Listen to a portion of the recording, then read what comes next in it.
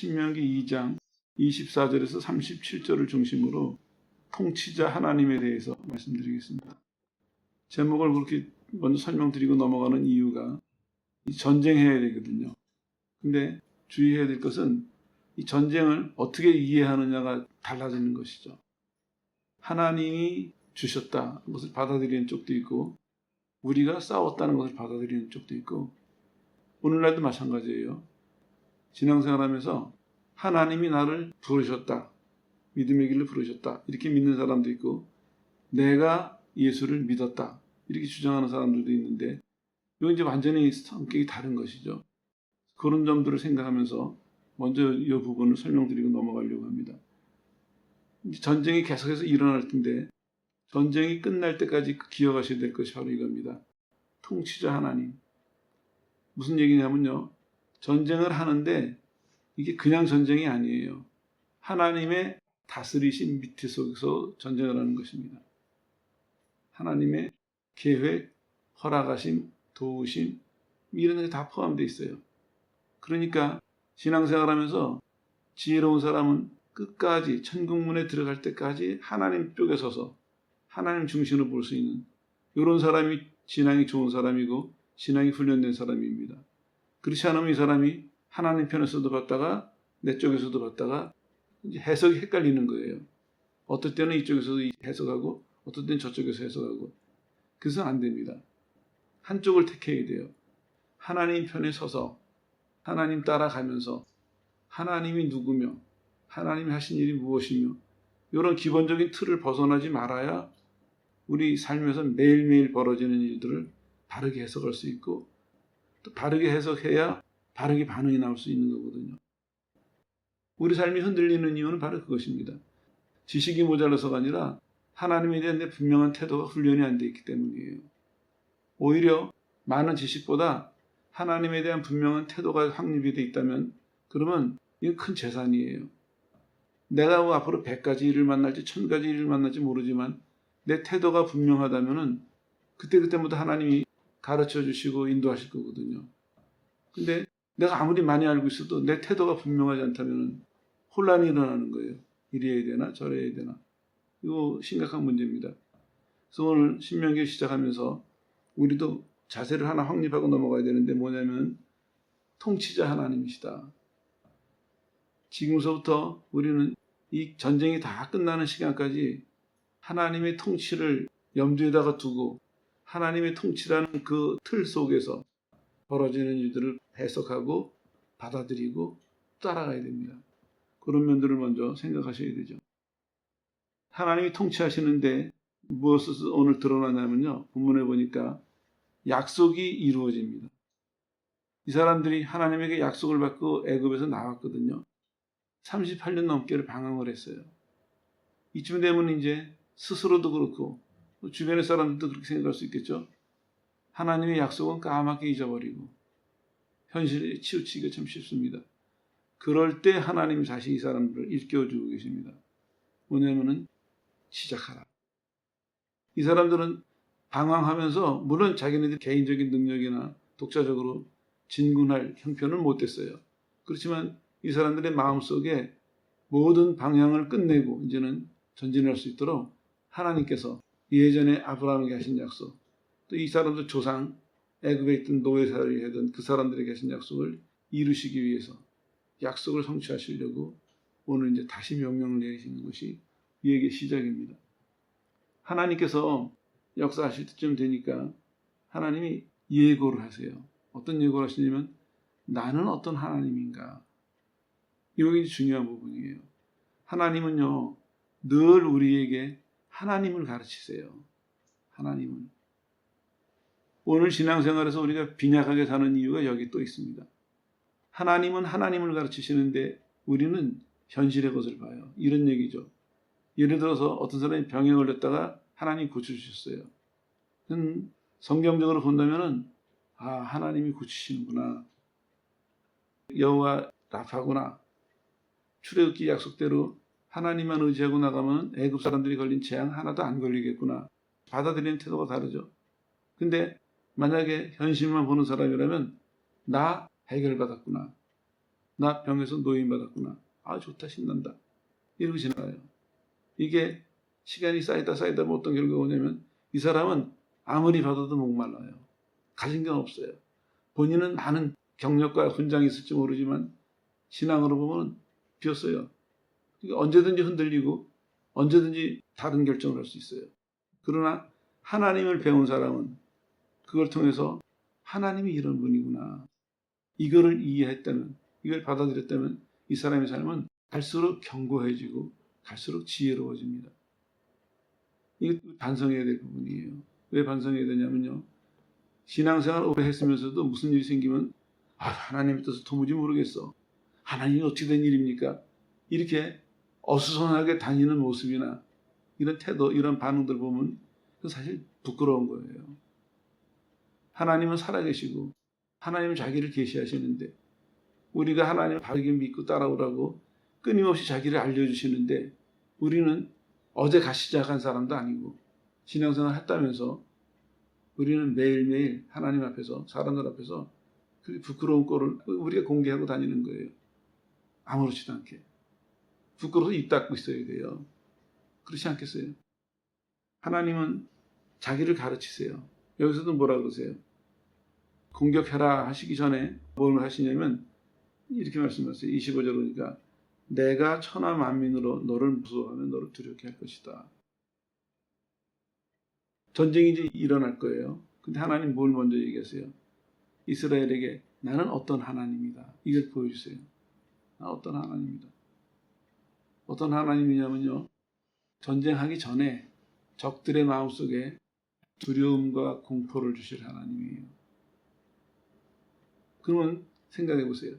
싸움은 어떻게 되겠습니까? 이스라엘에게 유리하게 되겠죠.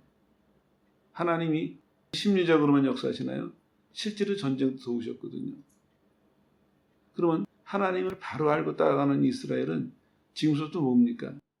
전쟁을 치르는데 이 사람들은 뭐예요? 하나님이 약속하신 것이 이루어지는 것을 보고 가는 거예요. 그러면 하루하루가 다르겠죠. 만약에 그게 없다면은 전쟁터에 나간 군인으로 가정했을 때 아침에 일어나서 오늘 우리가 전쟁에서 이길까 질까, 내가 살을까 죽을까 그런 생각에 빠질 수도 있을 거예요. 그런데 성경은 뭐라고 말씀하고 있냐면 내가 너한테 한 약속을 이룰 것이다. 가서 뺏어라. 이렇게 말씀하시거든요. 이 사람들은 아침에 일어나서 적어도 질 것에 대한 두려움이나 죽을 것에 대한 불안은 없었을 거예요. 우리도 마찬가지입니다.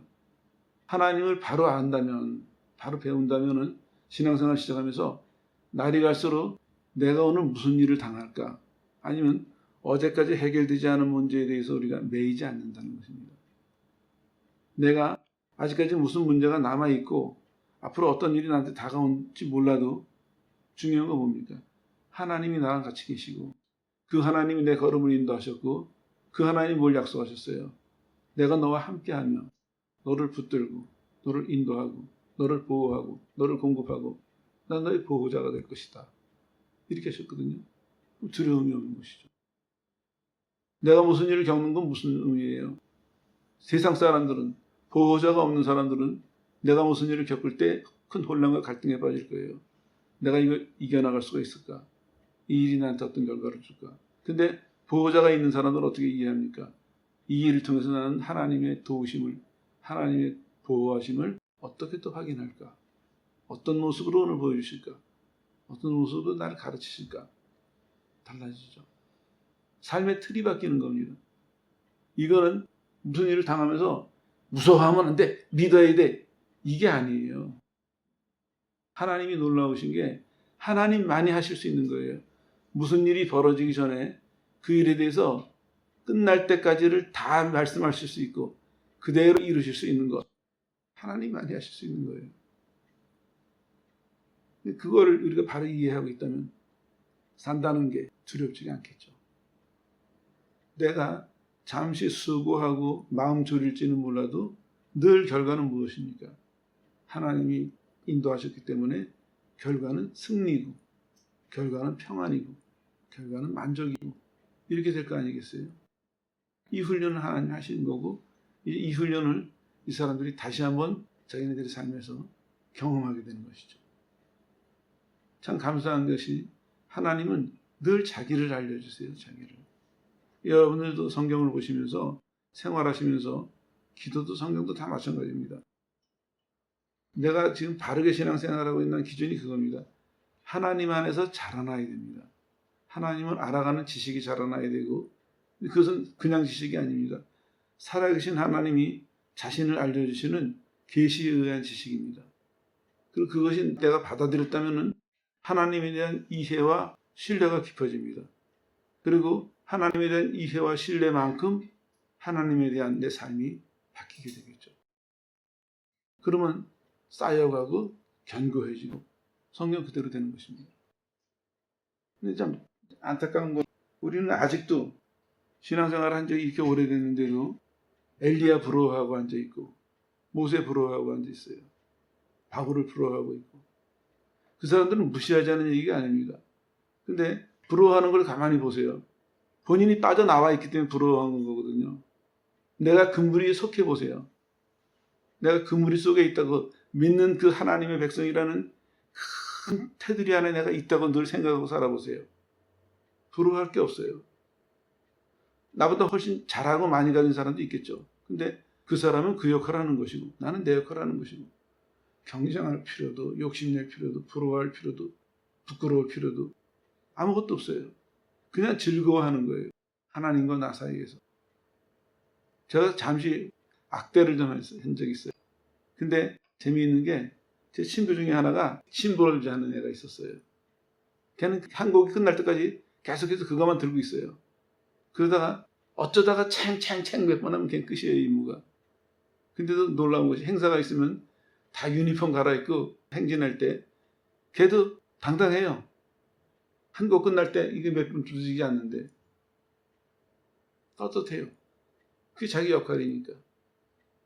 다른 사람들은 시작할 때부터 끝까지 열심히 불어요. 근데 가만히 있다가 자기 필요한 그 순간에 악보에 나와 있는 그 순간에 챙챙챙 하면 끝이에요. 근데도 좀 이상했어요. 너 이상하지 않냐? 한번 물어본 적이 있어요. 그랬더니 아무렇지도 않대요. 자기는요. 자기 좋대요. 이게 자기 일이고. 타악기에서 절대로 저쪽으로 안 옮겨가 안 되는 거예요. 보통 가면 폼나게 나팔 불고 싶어하고 이러거든요. 참 희한한 애였지만 살면서 가끔 생각이 나요. 하나님을 바라보고 가는 사람은요. 하나님하고 내가 정면을 바라보고 있으니까 거기에 만족이 있고 기쁨이 있고 그걸 좋아요. 다른 게 틈타지는 못하는 거예요. 유혹도 세상의 방해도 틈타지 못하는 거거든요. 그래서 하나님이 가르쳐 주세요. 곰곰이 한번 생각을 해보세요. 전쟁을 해야 될 사람들에게 뭘 말씀하시냐면 내가 저 사람들에게 두려움과 공포를 주겠다. 이렇게 말씀하세요. 너 때문에 네 소식을 들을 때 내가 그 사람들에게 두려움과 공포를 주는데 이게 어떤 공포냐면요. 마음에다가 그걸 주시는 거예요.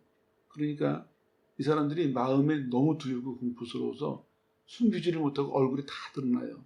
무서운 게. 그럴 만큼 공포를 내리겠다는 겁니다. 결과가 어떻게 되냐면요. 이렇게 나와요.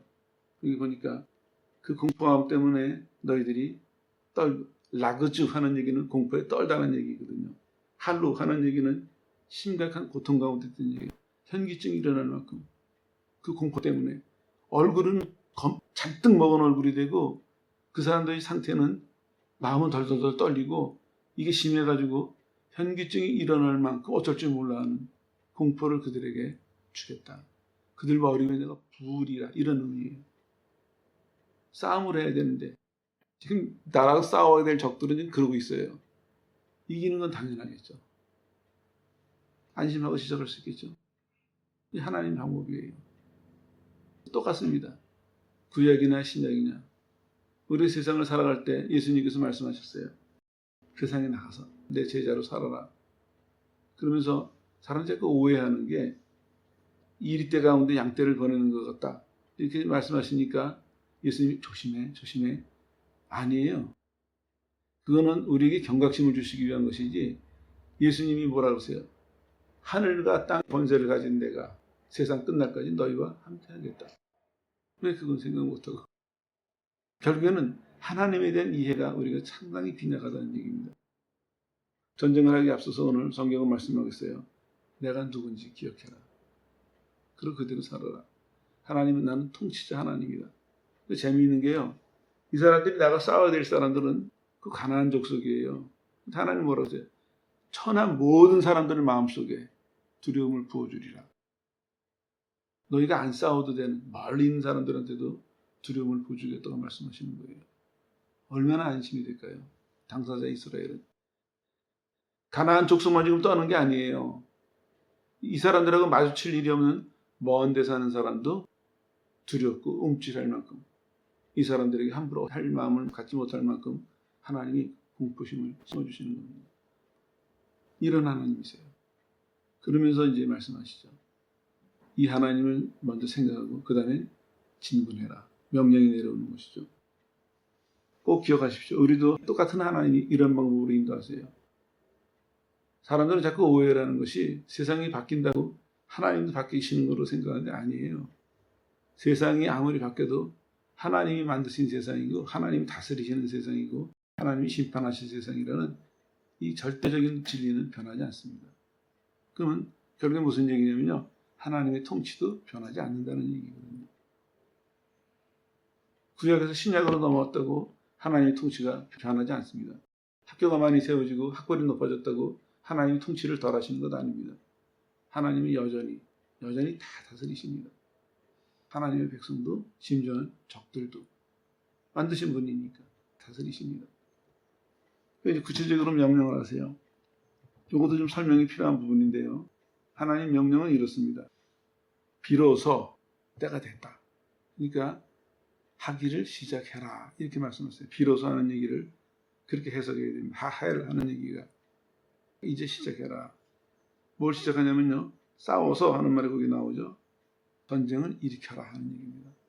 그 다음에 뭐라 그러시냐면은 얻으라. 요거는 명령형인데 뺏어라. 이런 얘기입니다.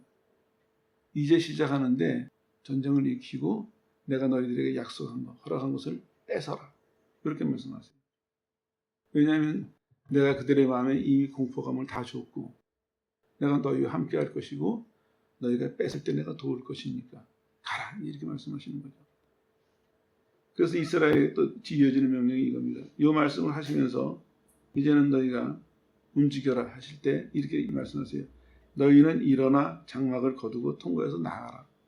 이게 원문에 보면 아주 간단한 얘기입니다. 긴 얘기가 아닙니다. 일어나 거두고 나가라. 히브리 말의 특징인데요. 간단해요. 근데 회화적이라 그래요. 우리가 그림 그리듯이 이해가 가시죠? 천막 치고 살던 사람들인데 전쟁을 해야 되니까 또 짐 싸야 되거든요.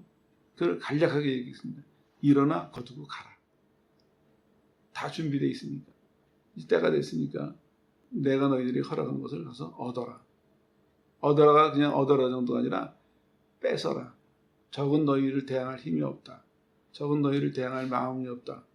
적은 너희들을 대항할 아무런 것도 못 갖고 있으니까 가서 마음 놓고 뺏어라. 허락한 만큼 뺏어라. 이런 얘기가 되겠죠. 자, 이게 이제 전쟁입니다. 내가 내 손에 그들을 붙였다 하신 얘기는 내가 적들을 내 손에 붙잡게 했다는 얘기예요.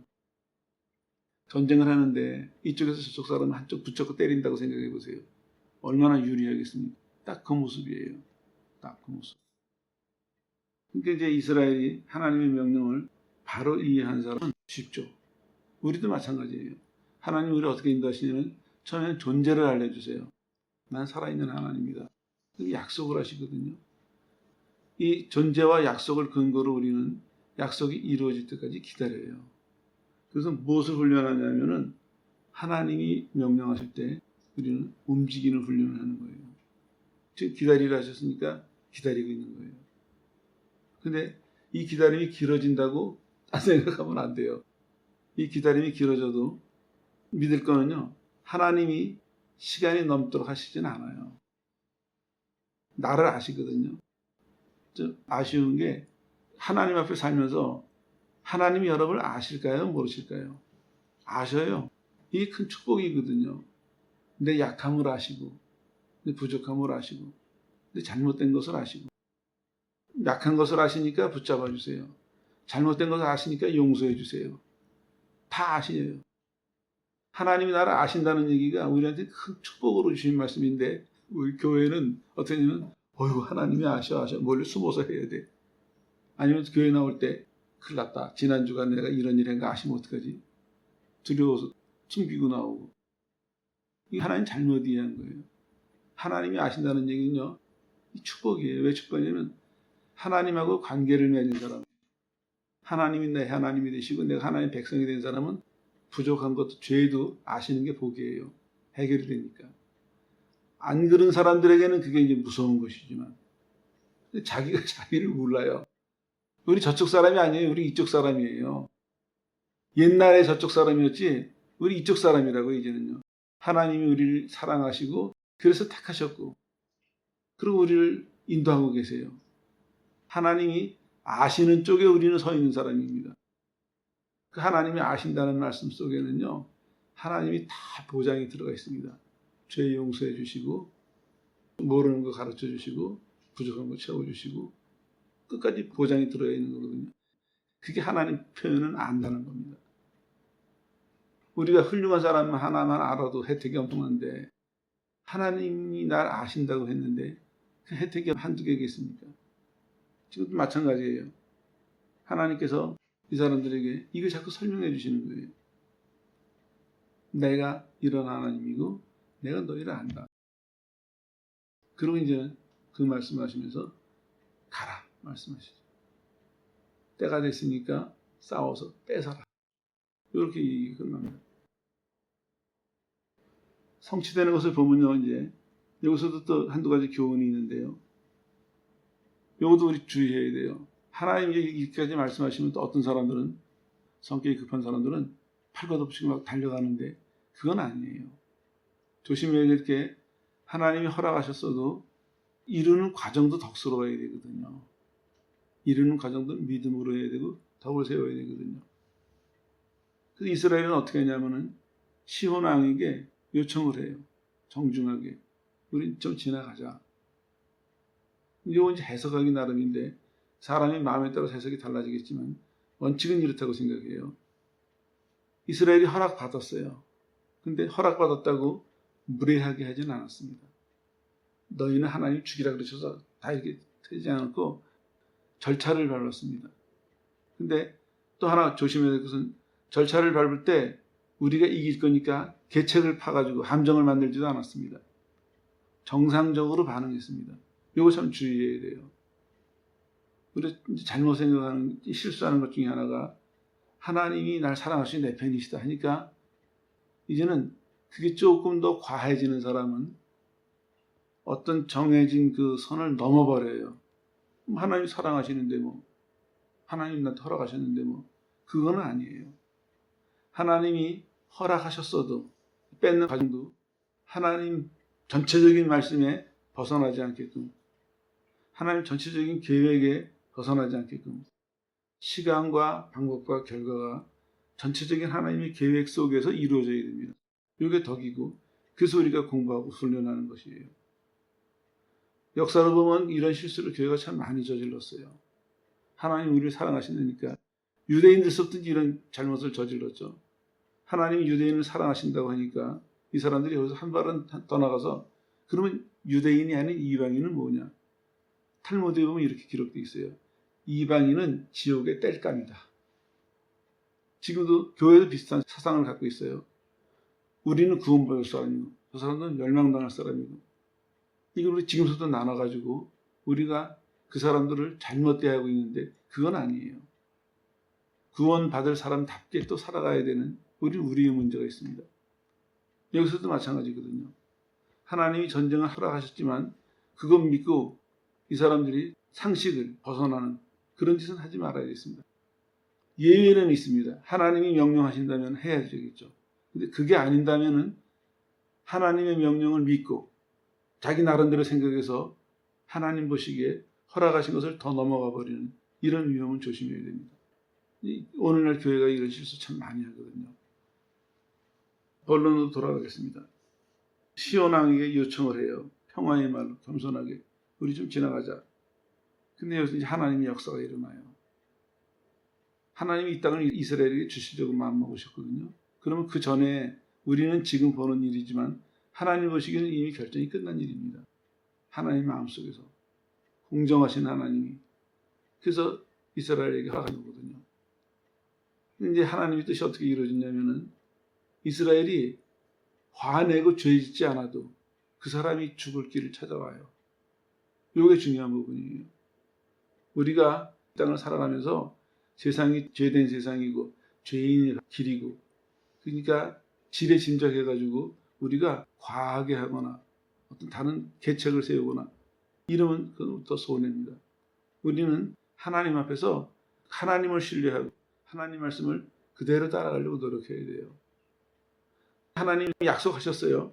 근데 상황이 좀 틀어져요. 그러면 여기서 이때 이제 믿음이 필요한 거예요. 약속을 믿고 잠잠해야 될 텐데 약속을 믿고 어떤 사람은 오히려 약속을 받았다는 것을 빙자해가지고 세상적인 방법으로 저걸 해결하려고 해요. 여기서부터 이제 엉키기 시작하는 거거든요. 근데 이런 것들을 사람들이 겪고 나면은 결국은 하나님이 해결해 주시죠. 불쌍히 여기시고. 근데 사람들의 반응이 참 무서워요. 일이 해결됐단 말이에요. 자기가 잘못한 거는 쓱 덮어요. 안 그랬던 사람처럼. 안 그러는 사람처럼. 누구 손해이겠어요? 그 사람 손해예요. 그 사람.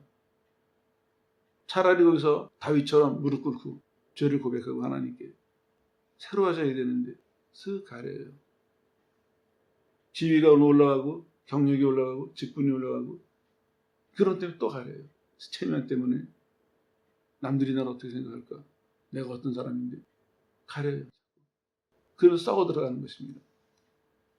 하나님의 뜻을 하나님의 약속을 자기 마음대로 사용하는 이런 무모한 사람이 되어버려요. 그 심하면 이단이에요. 그 역사가 증명하거든요. 다 그렇게 시작하는 것입니다. 사람들. 타락과 이단이 되는 게. 오늘 여기서도 이스라엘이 하나님 약속을 받았어요. 근데 어떻게 실천하냐. 이것도 깊이 배워야 될 부분입니다. 정중하게 요청을 해요. 지나가자. 그때 시돈의 자문에도 나와 있죠. 악한 자는요. 자기가 죽을 길을 찾아와요. 시돈이 안 돼. 그분은 이스라엘을 공격하러 나와요. 이게 큰 실수죠. 왜냐하면 전략상 성 안에 들어앉는 사람을 공격하려면 10배 정도의 힘이 필요하대요. 이거 뭐 동서양을 막론하고 들어앉아 있으면 안 죽었을 텐데 자기가 교만해서 떠돌이란 말이에요. 자기는 겨우때는 살았던 사람이고 그러니까 자신만만해가지고 백성들을 다 거느리고 이 번역이 재밌는데 33절인가 보면요. 시돈이 나오는데 혼자 나오는 것이 아니라 백성들을 다 강제로 끌고 나왔다. 이런 표현이 나와요. 이것도 이제 잠깐만 설명하고 넘어갈게요. 앞에 선 사람 참 주의해야 됩니다. 앞에 선 사람들이 미련하거나 이렇게 이상한 짓 하면요. 다른 사람까지 피해를 보는 거예요. 바로도 보세요. 그렇게 혼나고 이스라엘 대관했잖아요. 그러다가 가로막힌 데로 간다는 소리 듣고는 어떻게 합니까? 똑같은 표현이에요. 여기랑. 자기 정예병들을 이끌고 쫓아왔어요. 사울도 똑같아요. 사울왕도. 다윗 주기로 다닐 때 자기 부하들을 강제로 이끌고 나갔다는 이런 표현이 나와요. 결과는 어떻습니까? 죽음 아니면 망신이었어요. 여기 지금 시선이 똑같습니다. 마음이 교만해지니까 자기가 죽을 길을 찾아 나온 거예요. 하나님의 뜻이 참 놀랍게 이루어지죠. 이스라엘이 하나님의 뜻을 믿고 가만히 있기만 했으면 됐어요. 그랬더니 자기가 죽으러 스스로 걸어 나와요. 쉽게 죽였어요. 만약에 들어앉아 있었다면 이스라엘도 많은 피해를 입었겠죠. 성을 뺏으려면. 근데 고맙게도 자기 스스로 걸어 나옵니다. 꼭 기억하십시오. 세상에 여러분들이 살아가면서요. 악이 있어요, 분명히. 그 악의 영향으로 죄인들이 있거든요. 근데 두려워하지 말아야 할 것은요. 악한 사람은 악한 행동을 해요. 악한 말을 하고. 그걸 당연한 것으로 여겨야 돼요. 그럼 난 당해야 되느냐? 그렇지는 않아요. 당하는 것 같지만 우린 누가 계세요? 하나님이 계시거든요. 하나님의 궁극적인 약속은 무엇입니까? 하나님의 뜻대로 되는 거예요. 그러면 악한 자가 잠시 득세하는 것 같지만 누가 승리합니까? 결국은 우리가 이겨요. 이기는 이유가 이거예요. 그래서 확실한 거예요. 하나님이 하나님 되심을 보이신 거예요. 하나님은 살아계시다. 하나님이 진리다. 하나님이 정의다. 그를 믿고 의지하는 자는 생명이 지지 않는다. 하나님이 영광 받으시기 위해서 하는 거거든요. 틀림없이 이루어지는 것입니다. 우리가 그쪽에서 서 있기만 하면 돼요. 그 하나님을 의지하고 기다리면 돼요. 그럼 돼요. 여기서도 지금 마찬가지입니다. 악한 자는 악한 대로 반응을 했어요. 그런데 하나님을 믿는 사람에게는 옳지. 하나님의 뜻이 이루어지는구나. 쉽게 이기겠네. 한 번에 해결되겠네. 이렇게 생각했을 것이고, 하나님을 의지하지 않는 자는 하나님 말씀대로 했는데 이게 웬일이래? 이거 어떡하지? 이렇게 될 거예요. 여기서도 보니까 시온이 모든 백성을 가누리고 나와가지고, 그래서 성경은 이렇게 말씀하고 있습니다. 33절에 하나님이 그들을 우리에게 주셔서 우리가 그들을 죽였다. 이렇게 말씀하고 있어요. 지금 일일이 다 이해를 못 들어드리는데 이 얘기를 들으면서 여러분들은 뭘 배우셔야 되냐면 하나님을 믿는 것과 믿음을 이렇게 하시는 것과 이걸 자꾸 기억을 해야 돼요. 오늘 주제가 통치자 하나님이시잖아요.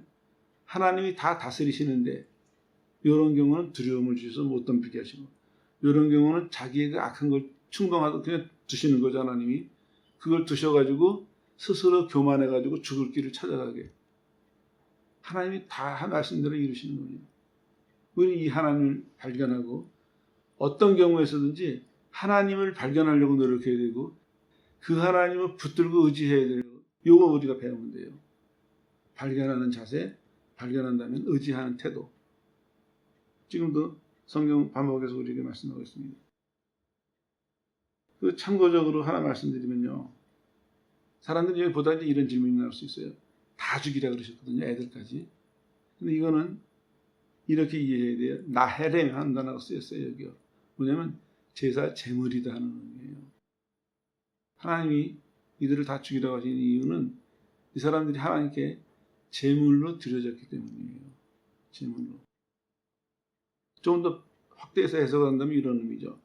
이 사람들은 죄가 많아서 하나님이 받아 쓰실 수가 없으니까 다 죽이시는 것으로 그 지역을 맑게 하시는, 그 지역을 깨끗게 하시는 이런 제물인 것이에요.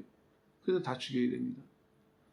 모든 가나안 족속을 다 죽이진 않았습니다. 앞으로 전쟁하는 걸 살펴보면요. 그런 기준을 보고 단순하게 여기까지 죽이는 건 좀 너무하지 않느냐 하는 것은 하나님을 잘 모르는 사람들 얘기고, 조금만 꼼꼼히 본다면 하나님이 구별하셔서 하시는 것도 볼 수 있겠죠. 그리고 재미있는 게 또 하나 있습니다. 뭐냐면 36절이군요. 이런 말이 나와요. 여호와께서 그 모든 땅을 우리에게 붙이심으로 우리가 못 뺏은 땅이 없고 아무리 높은 곳을 뺏었다. 그런 말이 나오는데, 여기 붙이심으로 하는 단어가 재미있는 말이 한글 성경에는 여기 처음에 나와요. 그런데 원문 성경에 보니까 맨 마지막에 나와요. 차이가 뭘까요? 이런 얘기입니다. 한글 성경은 붙이셔서 우리가 뺏었다. 이런 쪽으로 이걸 번역을 했어요. 이 구절을요. 근데 원문이 말하는 건 뭐냐면요. 맨 끝에다 걷어가지고 우리가 뺏을 수 있는 것은 순전히 하나님 때문이었다. 이걸 강조하려고 맨 뒤에다 놨습니다. 이것도 지혜로운 것이죠. 이런 세세한 부분을 보면서 우리가 신앙을 바로잡는 것입니다. 정말 하나님이 쓰시는 사람들, 하나님에게 쓰임받고 훈련받는 사람들은요, 시간이 갈수록 이게 철저해져야 됩니다. 하나님이 날 쓰신다. 약속하셨어. 역사하셔. 쓰신 거야. 그리고 저돌적으로 나가는 게 아닙니다. 뒤따라가는 것입니다. 말씀하시는 걸 믿고 말씀하시는 대로만 움직이고, 그리고 결과가 났을 때 말씀하신 하나님께 영광을 돌리고, 이게 익숙해져야 됩니다. 대부분이 여기서 실패를 해요. 하나님은 공평하시기 때문에 모든 사람에게 약속하시고 이루세요. 여기까지는 하나님 동일하게 하세요. 근데 문제는 결과가 문제인데, 불행하게도 그 중에 아주 극히 일부만 하나님이 하신 것을 마음으로 그대로 받아들이고 그대로 따라가서 그대로 전하는 이런 사람들이 있고, 대부분의 사람들은 하나님이 말씀하시고 역사하시는 것을 자기가 거기 뒤따라가면서 자기가 드러나고, 심하면 자기를 내세우고, 더 심하면 자기의 사사로운 유익을 위해서 사용하고, 이게 우리의 현실이거든요. 이 고쳐야 됩니다. 이 도둑질입니다. 11조 가지고 도둑질하는 거 사람들 끔찍하게 생각하는데 더 큰 도둑질이 있어요. 하나님이 영광을 훔치는 겁니다. 이 용서 안 돼요. 하나님이 하나님 되신 것을 훔쳐가는데 그럼 지가 하나님 되겠다는 얘기거든요. 그 용서가 되겠습니까? 이 무서움을 몰라요, 우리는요. 사단은 끊임없이 함정을 파고 우리를 속여요. 에덴 동산의 아담처럼 너 뭐 하나님처럼 될 거야. 끊임없이 충동질을 해요. 오늘날 똑같습니다. 하나님은 다 약속해요. 자녀들에게 다 역사하세요. 사단은 언제 활동하느냐? 그때부터 활동을 하는 것입니다. 물론 어떤 사람은, 의심이 많은 사람들, 믿음이 약한 사람은 의심을 줘서 약속 못 믿기도 하고 못 따라 나가게 되지만, 그거를 통과했다고 안심할 게 아니에요. 그런다면 사단은 우리가 하나님 영광을 가로치도록 우리 충동질해요. 우리 자존심을 충동하고, 우리 욕심을 충동질하고, 교만을 충동질하고. 그러면 하나님 영광을 자기가 가로채는 거예요. 그럼 몰라요. 도취돼서. 교만에다가 그거 채워지니까 거기에 취해가지고 그게 너무너무 마음에 들어가지고 그 즐기느라고 몰라요. 하나님 영광을 도둑질해놓고 뒷감당을 어떻게 해야 될지 생각 못하는 거예요. 그게 그대로 두면요, 점점 그런 사람이 돼요. 늘 말씀드리잖아요. 자기 말을 생각해 봐야 돼요. 사람들하고 이렇게 얘기해 보면요, 처음에 은혜 받으면 하나님이 해요. 시간이 지나가면은 하나님 숫자가 훨씬 줄어들어요. 내가 행했어요. 내가. 가장 간단한 기본 진단법이에요. 근데도 몰라요. 내가 할 때 그 사람의 표정과 태도를 보면요, 얼마나 즐기는지 몰라요. 자기를 확인하고 자기를 드러내고 만족해하고 거기에 취해 있으니까 그 사람이 하나님의 안중에 없는 거예요. 하나님을 높일 이유도 없고 감사할 이유도 없고 굽힐 이유도 없겠죠. 그 도둑놈이 돼가는 거예요. 날강도예요, 그냥. 이 두려움을 몰라요, 사람들이. 이 사람들의 조상이 왜 38년을 방황하고 못 들어갔겠습니까? 그것 때문이거든요. 오늘 이 사람들 후손이 다시 도전하고 있어요. 우리는 이걸 눈여겨 살펴봐야 돼요. 이들이 들어갈 수 있는 조건은 뭡니까? 하나님의 통치를 믿고 그 통치에 의지해서 그 범위 내에서, 명령하신 범위 내에서, 인도하시는 범위 내에서, 허락하신 범위 내에서 그대로 따라가고, 맨 결론이 어떻게 나와야 돼요? 하나님께 영광이. 내 스스로 마음속에서도 하나님이 하셨습니다. 어떤 사람은 이래요. 대외용으로만 써요. 다른 사람 앞에서만 하나님이 하셨죠. 근데 자기 마음은 안 그런 것 같아요. 본인 개인적인 태도를 보면은 안 그래요. 근데 아니에요. 나 스스로부터 해야 됩니다. 아무도 골방에서 내 스스로 마음속에서 이거 하나님이 나한테 베푸셨습니다. 참 감사합니다. 그게 사람들 앞에 나와서 행동으로 나타나야죠. 하나님을 섬기고 사랑하고. 그게 거꾸로 되어 있습니다. 이제 앞으로 기도 시간에 다룰 예정인데요. 사람들 앞에 서서 즐겨요. 아주 만족하고 무서운 건 점점 익숙해져 가고 있어요. 우리끼리 모두 키재고 있고 자랑하고 있습니다. 이 참 무서운 일입니다. 경제가가 문제가 아니에요. 정치가가 문제가 아니에요. 영적으로 우리는 다 도둑질하는데 죄책감이 없습니다. 그러면 안 됩니다. 하나님의 것을 하나님께 드려야 됩니다. 베푸신 은혜가 얼마나 많습니까? 그걸 진짜 마음으로 감사하는 사람, 그 사람이 하나님과 사람 앞에서 그 감사한 마음을 하나님께 감사함으로, 찬양으로, 순종함으로 이렇게 드러내고 살아야죠. 그리고 이제 성경은 이렇게 오늘 사건을 마무리 짓고 있어요. 이 사람들이 이겼어요. 이제 요단 동편을 이제 차지하게 되죠. 근데 37절 이렇게 말씀하세요. 읽어드릴게요.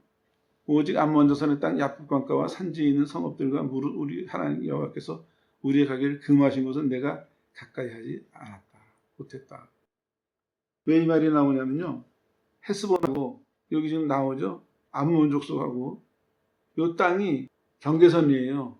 그러니까 헤스본 왕하고 전쟁하다 보면은 그 경계를 같이 하고 있는 암몬을 침략할 수도 있었거든요. 또 어떤 사람은 하다 보면 스스로 흥분해가지고 더 과잉으로 할 수도 있었는데 이 사람들이 절제를 했습니다. 그래서 암몬 지역은 철저하게 안 가는 거예요. 이렇게 해석하고 싶어요. 먼저 헤스본 땅을 뺏는 게 목적이 아니라 암몬 지역을 안 밟는 것을 먼저 신경 쓰고 헤스본을 뺏었다. 이렇게 해석하는 게 옳지 않나 싶어요. 이 자세에 꼭 지키세요. 끝까지. 하나님 앞에 큰 칭찬과 상이 있을 것입니다. 무슨 일을 당해도 우리가 제일 먼저 생각하는 것이 하나님의 말씀을 벗어나지 말자. 예수님도 주기도면서 가르쳐 주셨잖아요.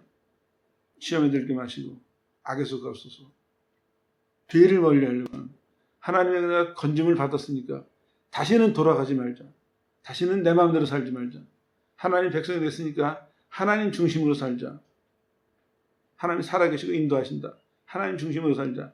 이게 목적이니까 무슨 일이 생길 때마다 안 벗어나려고 하는데 내가 오늘 얼마를 더 얻고 얼마를 더 갖고 이게 아니라 안 벗어나려고 하는 거예요.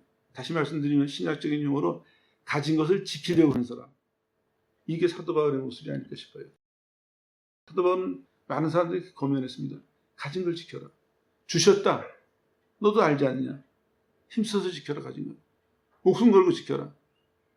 이런 말이 숨어 있을 수도 있습니다. 더 가지려고 애쓰기 전에 먼저 가진 걸 지켜라. 작아도 그게 복된 것이다. 너가 가진 걸 지키지 못하고 아무리 많이 가지든 나한테 무슨 소용이 있겠냐. 예수님도 말씀하셨어요. 오늘 밤 내 영혼 데려가면 네가 욕심에서 거두는 게 무슨 소용이 있겠냐. 우리도 마찬가지입니다.